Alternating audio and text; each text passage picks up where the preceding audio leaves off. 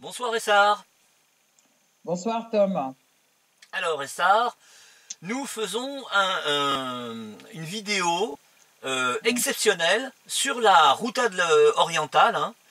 Nous sommes le 23 mars 2018 et il est temps de se pencher sur cette zone qui se trouve à l'est c'est la banlieue est de Damas, hein, avec au nord-est la ville de Douma et un petit peu plus proche de Damas, Arasta, et puis bon, une grosse poche de terroristes qui touchent la capitale, hein.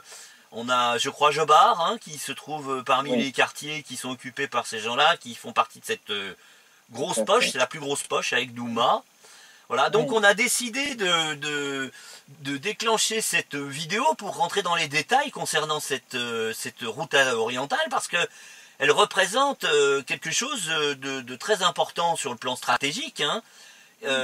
C'est pour les terroristes le moyen, enfin c'était euh, un moyen pour maintenir un couteau sous la jugulaire du gouvernement syrien, puisque le gouvernement est installé dans la capitale Damas et que de nombreux quartiers de Damas étaient constamment sous une pluie d'obus, une pluie de missiles, et, ouais, les carnages de civils dans les quartiers de Damas n'ont pas cessé, hein, dont le tout dernier, dont on parlera tout à l'heure, hein, celui qui a d'accord. fait plus d'une quarantaine de victimes dans un marché de Tout à fait. Damas il y a quelques jours, hein. À Mais la veille de la fête des mères.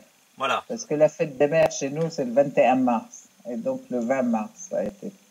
d'accord. Et Ouais, en fait, bon, merci Tom déjà de faire ce numéro spécial, je pourrais dire Routa, parce que effectivement la Routa est très très importante et c'est un emplacement stratégique pour la Syrie, pour Damas en particulier, mais pour toute la Syrie, parce que d'abord la Routa c'est le verger de Damas, ce fut le verger de Damas d'un côté et donc le panier de fruits, légumes, etc. de la ville de Damas d'un côté. De l'autre côté, il était occupé par les terroristes depuis 2011. Donc ça, c'est aussi un point très important. D'autant plus, en plus, c'est vraiment tout à fait accolé à la ville de Damas et à certains quartiers de la ville de Damas, notamment les quartiers anciens qui ont une grande valeur historique et humaine, je peux dire. Ces quartiers étaient malheureusement privilégiés dans les obus et les missiles qu'ils recevaient de la part des terroristes. Nombreux enfants, nombreuses familles ont donné vraiment des martyrs des morts, des blessés, des gens amputés, etc., suite à ces lancements incessants d'obus, de missiles, et j'ose dire quand même qui devenaient de plus en plus meurtriers. Au début, c'était des boules de mortier, et là, c'est devenu des missiles qui faisaient tomber carrément tout le bâtiment et qui font brûler des missiles incendiaires aussi, comme ça a oui, été le cas de ce missile qui a pénétré dans un appartement euh, dans le quartier euh, comment il s'appelle, enfin bon, qu'il a été visé dernièrement par les terroristes. Et donc, ça a été des dégâts matériels importants, mais le missile a brûlé, il a provoqué un incendie aussi dans l'appartement. Il y a eu des enfants qui sont morts, hein. notamment cet enfant qui était brûlé et qui a dit des paroles absolument extraordinaires et qui ont fait pleurer tout le monde, quoi. Et il est mort, ce gamin, brûlé. Donc voilà, merci de revenir sur cette quota. Je Je vous en voudrais prie, dire aussi, oui, excusez-moi Essar. Mais avant d'aborder le sujet de la Routa orientale, bien que ce que vous venez de dire est effectivement touchant, et qu'il fallait peut-être en parler avant pour montrer à quel point cette bataille de la Routa orientale est absolument fondamentale pour libérer Damas de ces terroristes, hein, de la proximité de ces terroristes, il faut quand même évoquer votre passage sur France 24, hein, chaîne publique, hein, il faut le rappeler, qui s'est passé plutôt bien, même plutôt très bien, contrairement probablement à ce que la rédaction de France 24 escomptait, en invitant des gens, je dirais, au pédigré particulièrement suspect. Hein. Je voulais en particulier parler de ce représentant de l'UOSSM qui intervenait dans les missions depuis Genève, et cette femme qui de profession avocate, qui témoignait pour vilipender le gouvernement syrien, l'armée syrienne, qui voulait continuer la révolution, etc. Il y a des choses à dire de ce point de vue. Voilà, je vais vous laisser la parole. Oui, effectivement, il y avait 4 personnes face à moi, plus le présentateur, hein. Le présentateur qui était aussi, aussi fortement provocateur, je peux dire. À vrai dire, bon, c'est le moins qu'on puisse dire, c'était un plateau complètement déséquilibré et il était plutôt pour l'avantage des terroristes, ça d'un côté. D'un autre côté, des gens qui déversaient des mensonges réellement et des contre-vérités, et en me laissant même pas le temps de pouvoir dire que les faits tels qu'ils sont. Mais j'aime autant vous dire quand même que moi j'ai l'habitude de ce type de plateau, parce que depuis le début des événements, à chaque fois que je suis invitée, je suis toute seule face à 3 ou 4 personnes. Et qui sont non seulement n'importe qui, enfin, ils sont non seulement, j'ai eu parfois en face de moi l'armée dite syrienne libre, le terroriste Fahd al-Masri qui est allé demander à Israël d'attaquer la Syrie, en fait. Hein. Donc, je ne peux pas dire que c'était mieux. Donc, encore une fois, vous avez... Encore une fois, malheureusement, vous avez joué la bad girl à votre insu. Hein. Il voulait vraiment vous faire passer vous faire passer pour la mauvaise dame. Pas la mauvaise. Enfin, il voulait me faire passer pour quelqu'un qui est minoritaire, et en fait, leurs arguments, ils ne tiennent pas. Et puis, mes arguments, ils viennent de la réalité du terrain. D'ailleurs, suite à cette émission, j'ai eu énormément de contacts, des gens qui m'ont contacté, qui m'ont dit écoutez, c'est absolument révoltant ce qu'ils font, ils ne vous laissent pas parler, vous avez très peu de temps pour parler, pour expliquer, et vous êtes la seule qui êtes du terrain quand même, vous êtes la seule qui ramenait des informations fraîches du terrain. Donc les gens ont plutôt été révoltés, et ça c'est une bonne réaction. Je suis plutôt contente en fait que la réaction ait été celle-là, puisque il y a quand même un sentiment de justice qui se réveille dans l'esprit des gens et des spectateurs et des auditeurs, et qui fait qu'ils se révoltent contre cette injustice. Même déjà dans le temps de parole, quoi, et sans parler de la nature, sans prendre position, mais le temps de parole, ils étaient déjà 4 qui sont contre, et puis moi, à chaque fois que je parlais, ils me coupaient, ils m'interrompaient. Il vous reposait une question alors il venait de terminer la première, et que vous étiez en train d'y répondre, et il vous repose une question derrière pour essayer de masquer votre voix. Oui, effectivement, voilà. Hein, c'était du parti pris indigne d'un média qui se prétend être neutre. Hein. C'était du terrorisme aussi au niveau du débat. C'est ça, c'était ça, du terrorisme intellectuel. Alors, vous m'avez dit quelque chose d'intéressant, parce que je pense que tous les gens qui ont vu cette émission, qui est sur Internet maintenant. Hein, c'est assez facile de Oui, la oui, trouver. Il tout à suffit fait. de taper les Sur France occurrences 24. et Sarmidani France 24 et on la trouve assez facilement. Mm, Il y a deux choses, c'est que l'avocate, la femme qui était donc sur le plateau, la seule femme qui était sur le plateau, qui mm, est avocate, qui se réclame syrienne, apparemment déjà avait un accent, celui que vous n'avez pas du tout. Vous vous oui. exprimiez sans accent et pardon, excusez-moi, vous vous exprimez toujours sans accent, hein, Oui, oui, oui. d'un français parfait, alors que là, il semblait qu'il y ait quelques difficultés à parler avec. Oui, Alors, mais ça c'est bon, c'est quelqu'un quand même qui est étranger, c'est pas le problème de l'accent. Le problème de l'accent, c'est que ce n'est pas, elle n'a pas l'accent des Syriens quand ils parlent français, voilà. effectivement. Donc moi j'ai plutôt reconnu un accent turc, voilà, dans son français. Bon, pour moi, elle n'est pas syrienne et elle n'a rien de syrien, donc encore moins dans ses positions. Donc voilà, bon, mais ça c'est. D'ailleurs, il n'y avait aucun syrien dans ce débat.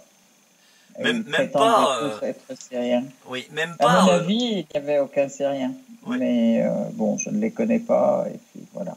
Même pas Mais celui qui s'exprimait depuis Genève, le leader ou le représentant, le porte-parole, je ne sais pas, de l'UOSSM, hein, l'organisation musulmane de secours soi-disant pour la Syrie, ouais. qui, d'après René Naba, hein, qui a fait un papier sur ce sujet-là, est en fait Mm. maintenant infesté de frères musulmans hein, qui, comme par hasard, sont aussi les amis des casques blancs du front Al-Nosra. Mhm. Oui. Mm. Oui. Moi, je ne les connais pas de toute façon, donc je peux pas dire. Mais René connaît bien les choses. Quand il dit, il a ses références, en fait. Donc René là-bas. on peut inviter Oui. nos vidéos spectateurs et spectatrices à taper les occurrences René Naba, UOSSM, hein, pour avoir, je dirais, un développement sur ce sujet-là. On verra que apparemment, si l'organisation avait été créée pour de bonnes raisons, elle a été ensuite infiltrée par les frères musulmans pour être instrumentalisée en Syrie en particulier. Ouais. Donc maintenant, je pense qu'on peut aborder effectivement, partant de là, ce qui montre quand même, c'était en plein dans la campagne médiatique qui a été montée de manière absolument effarante et martelante, je peux dire, dans tous les médias occidentaux, dans tous les médias mainstream occidentaux et arabes d'ailleurs de ce côté martelant contre la Syrie, contre le pouvoir syrien et ses alliés, d'ailleurs, y compris donc la Russie, qui sont en train de, soi-disant, prendre en otage et tuer une population, étrangler une population qui est encerclée dans la Routa, qui sont en train de... Tout le monde se disait... et qui disait aussi qui s'insurgeait contre le fait que l'État puisse répondre Oui. à tous les missiles qui nous sont envoyés sur la figure à Damas et tous les tirs de mortier. Et donc, l'État syrien continuait à se battre contre ces terroristes. Les médias mainstream qui ont fait complètement abstraction de tous les accords qui ont été signés et toutes les décisions du Conseil de sécurité, la décision 2401 et comme toutes les décisions d'avant qui étaient effectivement l'État syrien continue à se battre contre le terrorisme. D'une part, d'autre part, il est son propre territoire, donc il n'y a pas de ligne rouge. Troisièmement, il est en train de défendre sa population et non seulement c'est son droit, mais c'est son devoir le plus légitime d'État qui doit défendre sa population. Mais malgré tout ça et toute cette légitimité, les médias occidentaux ont mené toute une campagne contre l'État syrien et contre les alliés russes et les alliés de toutes les forces qui sont alliées donc à la Syrie, donc le Hezbollah et puis des experts iraniens. C'était une campagne, mais alors médiatique, des plus féroces, faisant croire à la population que l'État syrien, à la population ou aux spectateurs et aux auditeurs, que l'État syrien est un État criminel et un État qui commet des crimes de guerre, puisqu'il est en train d'affamer une population, ce qui est complètement faux et complètement et en plus complètement c'est des contre-vérités notoires, quoi. En plus, l'État syrien, quand il bombardait, il bombardait les terroristes et il bombardait uniquement de manière assez précise les cibles des quartiers généraux des terroristes et leur stock d'armes, en fait. Donc, ça, c'est la réalité. Deuxièmement, ils ont commencé quand il y a eu, ils se sont rendus compte que ce n'était pas suffisant. Il y a eu donc toute une escalade faite aussi au niveau de l'ensemble des plateformes internationales, je veux dire au niveau du Conseil de sécurité, au niveau du Conseil des droits de l'homme, au niveau du Conseil de sécurité de l'ONU et même au niveau de la commission d'interdiction de l'organisation de l'ONU, en fait, l'organisation d'interdiction des armes chimiques, prétendant que la Syrie était en train de mener une guerre aux produits chimiques aussi contre sa population civile. Donc, et là, heureusement, la Syrie et la Russie ont pu déjouer l'ensemble de ces manigances, puisque la population civile, la population a dénoncé le fait qu'il y ait des casques blancs qui étaient en train de simuler, de filmer et simuler des attaques chimiques, hein. Donc c'était aussi bien à l'intérieur d'Idlib et que dans la Ghouta. La Syrie avait signalé déjà qu'il y avait des camions de produits de chlore compressé en fait qui étaient arrivés par la frontière de Bab el-Hawa, la frontière de la Syrie avec la Turquie. Il y avait trois camions qui étaient rentrés. Deux qui sont allés dans le village de Loza, le troisième est allé dans un village un autre plus loin. Et après, ils ont circulé dans les parties qui sont donc sous le contrôle des terroristes. Donc, la Syrie avait signalé ça par la voix de son représentant permanent à l'ONU, le docteur Bachar al-Jafari. Il y a eu aussi pratiquement une centaine de lettres qui ont été faites par le ministère des Affaires étrangères et de l'immigration, de Syriens, qui a été donné aussi aux Nations Unies, en fait, à l'ONU. 140 lettres, hein, il me semble, hein, au 140, total. voilà. Il avait dit effectivement 140 lettres qui ont été fournies. Et ça n'a ému personne, dont des lettres qui dénonçaient justement l'arrivée de ces produits chimiques, l'usage qui en était fait par les casques blancs, la population syrienne qui était attaquée aussi par ça, etc. Donc, il continuait à marteler, les médias mainstream qui continuaient à marteler, malgré tout ça, que c'est l'État syrien qui est coupable d'attaques chimiques. Il faisait d'ailleurs revivre l'affaire de Khan Sheikhoun, où je rappelle aussi, et c'est peut-être le moment de le rappeler, où la Syrie, comme la Russie, avait demandé à ce qu'il y ait une commission d'enquête qui vienne sur le terrain et qui enquête sur la question. L'enquête a été refusée. A été refusée par les États-Unis, l'Angleterre et la France. Donc, il n'y a jamais eu d'enquête, mais et donc il n'y a jamais eu. Pourquoi il n'y a jamais eu d'enquête? Parce qu'ils sont sûrs que c'était pas la Syrie et que si enquête il y aura, il y a eux, ils vont perdre leurs arguments. Donc, il continue à marteler ces allégations et ces accusations sans aucune preuve, Oui. mais c'est toujours selon la règle de Goebbels, je dirais. Ment toujours, il en restera toujours quelque chose. Ils le font aussi, pas forcément sur uniquement les attaques chimiques, mais des bombardements Surtout, ouais.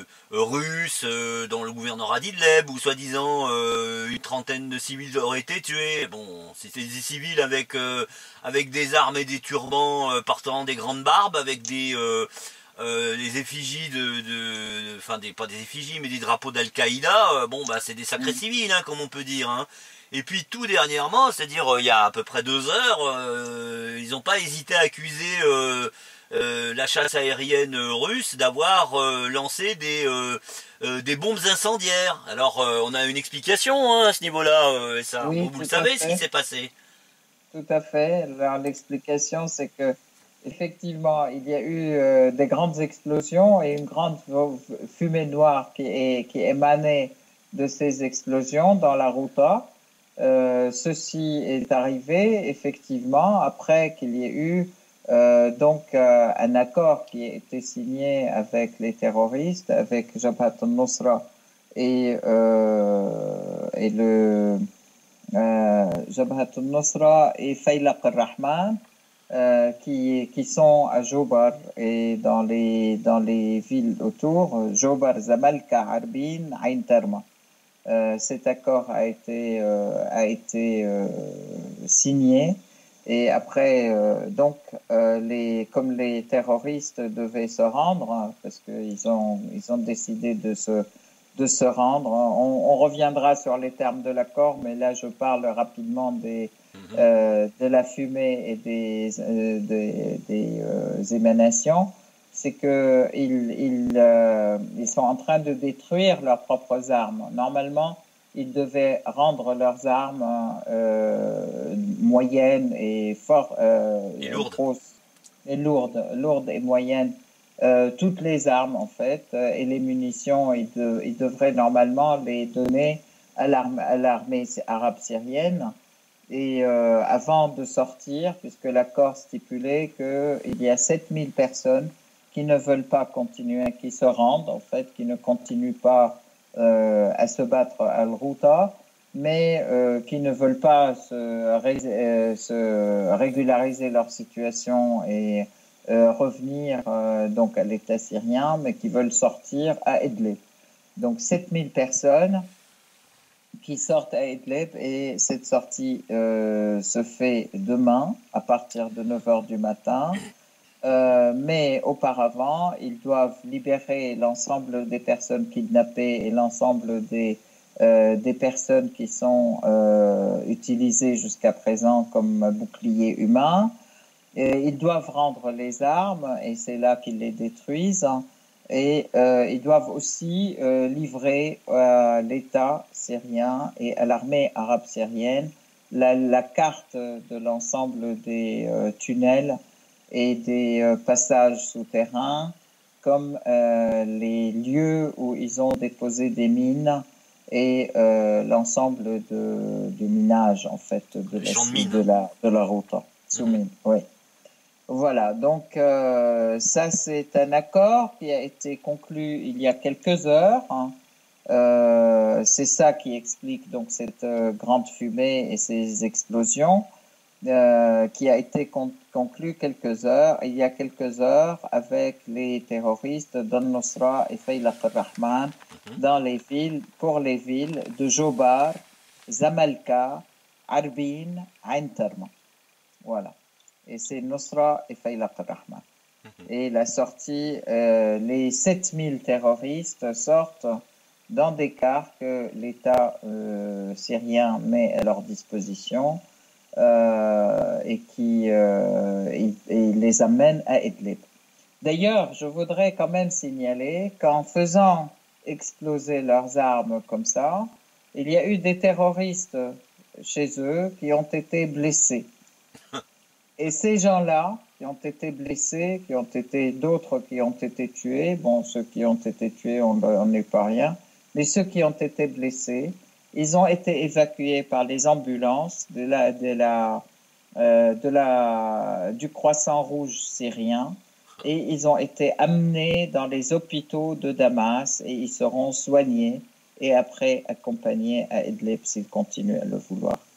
Donc, c'est dire à quel point l'État syrien respecte la vie des gens et respecte effectivement les accords, en fait, et l'humanité des accords. Ce que ne font pas les terroristes, hein, puisqu'ils étaient censés livrer les armes lourdes et ils les font exploser. Hein. Enfin bon. Les terroristes n'appliquent pas les accords qu'ils ont signés eux-mêmes déjà. Ils ne les appliquent pas et malheureusement, ils continuent à être, être soutenus par des instances qui devraient être des instances pour aider à la paix, qui sont des instances du Conseil de sécurité, de l'ONU, etc. Le Conseil des droits de l'homme, s'il vous plaît, qui prend fait et cause pour les terroristes. Je trouve ça scandaleux et il est temps que que les pays qui sont dans ces instances se réveillent aussi et mettent le holà à ces pratiques absolument indécentes et abjectes de déportage, enfin de kidnapping de ces instances et de les transformer en quelque chose qui est complètement contraire à ce qu'il devrait être. Voilà. Les outils de propagande, oui. Oui, mais pas seulement, de soutien quand même au terrorisme, de soutien au massacre, de soutien puisque depuis le début de cette guerre infâme contre la Syrie, ils n'arrêtent pas de commettre des massacres qu'ils mettent sur le dos de l'État syrien. Et en fait, je voudrais quand même rappeler que les sanctions, c'est l'État syrien, c'est la Syrie qui en hérite. Oui, qui en subit les et que les sanctions sont aussi, normalement, les sanctions dans le droit international, elles sont quand même aussi des crimes contre l'humanité, puisqu'elles affament la population, pas seulement affamée, mais la question des sanctions aujourd'hui, elle joue beaucoup sur les médicaments, elle joue beaucoup sur le matériel médical, elle joue beaucoup sur tout ce qui est vital pour la population. Et non seulement on nous envoie des terroristes, mais en plus on nous met des sanctions et tout ça au nom des droits de l'homme. Alors je veux bien comprendre. On comprend qui pourra. Donc c'est complexe, c'est déviation, je peux dire. Voilà. Moi, ça, c'est pour les villes de Jobar, Zamalka, Arbin, Ain Terma, où Ain Terma, l'armée syrienne a bien avancé. Enfin, dans toutes ces villes, elles sont pratiquement, si les terroristes se sont rendus, c'est que ces villes, elles sont dans les mains de l'armée syrienne où elles sont tombées par le feu, je veux dire. Bon, elles sont à la portée donc de l'armée syrienne. De l'armée arabe syrienne. Donc, les autres villes, on parle de Harasta. Oui, qui est une poche, c'est parce que vous avez évoqué plusieurs villes juste avant, mais c'est des villes qui font partie de la même poche. Alors que c'est la grosse poche qui se trouve à proximité de Damas. Hein. Alors que là, Harasta, c'est la deuxième poche. C'est la petite poche qui sépare la grosse poche qu'on vient d'évoquer et de l'autre de Douma. Et donc, à Rasta, il s'est passé quelque chose. À Harasta, alors il y a eu donc depuis le début. En fait, je voudrais quand même rappeler pourquoi il y a ces poches, parce que la route a été une seule, comment dire, en continuité. Oui, Alors la stratégie de l'armée syrienne, ça a été de rentrer au milieu de et fracturer. de couper justement cette région de la Routa qui a une partie qui est très habitée, où il y a beaucoup de constructions, et une partie où il y a des fermes et des vergers, etc. Donc là, l'armée syrienne a procédé par une traversée au milieu, un découpage au milieu, je veux dire, et donc qui a isolé donc les villes de Jobar, Arbin, Zamalka et Ain Tarma d'un côté, Mhm. Harasta de l'autre côté et Douma du troisième côté. En fait, et ce découpage correspond pas seulement aux villes, mais ça correspond aussi aux organisations terroristes qui les occupent. Puisque Harasta et Douma, c'est Ahrar al-Sham et Fajr al-Ummah. Donc, c'est pas Al-Nusra et l'autre, et Faylaq al-Rahman. Mhm. Et puis, donc, Ahrar al-Sham, et avant, il y avait aussi Jund al-Sham. Donc, à Harasta, il y a eu donc à Harasta, à Hamouriye, à Kafar Batna et toutes ces villes, il y a eu pratiquement la population a commencé à se rebeller contre les terroristes. Il y a eu à l'intérieur des grandes manifestations demandant aux terroristes de quitter. Ils ont hissé le drapeau syrien dans les manifestations. Les terroristes leur ont tiré dessus, mais ils ont continué quand même, malgré le fait qu'il y ait eu des morts, des blessés graves. Sentant l'armée syrienne proche, ils ont commencé à demander de l'aide à l'armée syrienne, effectivement, et à sortir. Ce qui fait qu'à Harasta, effectivement, l'accord qui a été conclu, c'est que ce sont bien sûr la population donc l'a emporté et ce sont les terroristes qui quittent et qui sont en train de quitter aujourd'hui et depuis hier, ils ont commencé. Il y a eu un convoi hier qui a quitté.